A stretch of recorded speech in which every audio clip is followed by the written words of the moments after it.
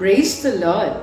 ஒரு நாள் மாலையில தன்னுடைய பேரனுக்கு ஒரு தாத்தா நீதி கதைகளை சொல்லி கொடுத்துட்டு இருந்தாங்களாம்.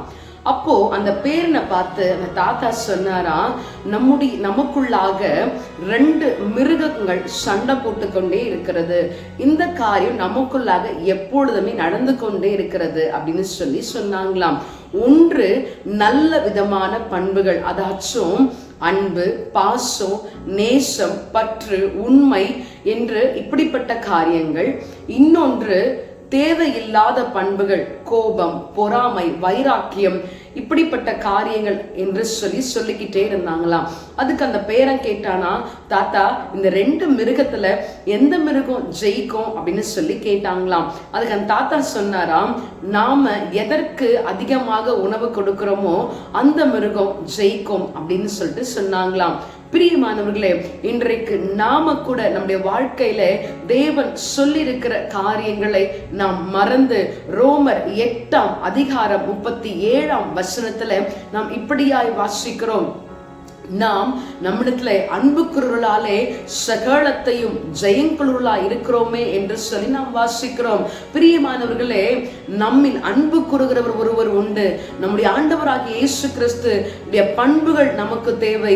நமக்கு எந்த காரியத்திலே பிரச்சனைகளை கொண்டு வந்தாலும் நம்முடைய அன்பினாலே, நேசத்தினாலே, பாசத்தினாலே, தேவனுடைய பண்பினாலே நாம் அவர்களோட கூட நடக்கும் பொழுது நிச்சயமாகவே நன்றான காரியங்கள், நன்மையான ஈவுகளை தேவன் கொடுப்பார்.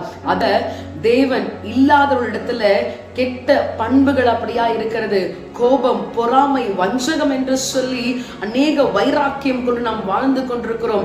இன்றைய சூழ்நிலைகளிலே நாம் இப்படிப்பட்ட காரியங்களை தான் நாம் வைத்துக் கொண்டிருக்கிறோம். நிச்சயமாகவே உங்களுக்குள்ளாகவும் எனக்குள்ளாகவும் தேவன் இருப்பார் என்று சொன்னால் நாம் இவை எல்லாவற்றையும் ஜெயித்து அன்பினாலே தேவனுடைய பண்பை நாம் வெளிப்படுத்த முடியும்.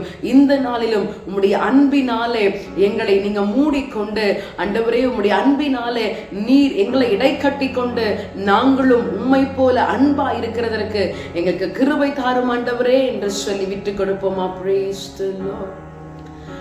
அன்பு கூறுவே இன்னும் அதிகமாய் ஆராதிப்பே, இன்னும் ஆர்வமாய் என் முழு உள்ளத்தோடு ஆராதிப்பேன், முழு பலத்தோடு அன்பு கூறுவேன். ஆராதனை ஆராதனை ஆராதனை ஆராதனை. ஆமாண்டவரே, உம்முடைய அன்பு எங்களிலே நிலைத்திருக்கட்டும். உம்முடைய அன்பை மாத்திரம் நாங்கள் வெளிப்படுத்துகிறதற்கான கிருபைகளை தந்து ஆசீர்வதியும். இயேசுவின் நாமத்தில் ஜெபிக்கிறோம் பிதாவே, ஆமென்.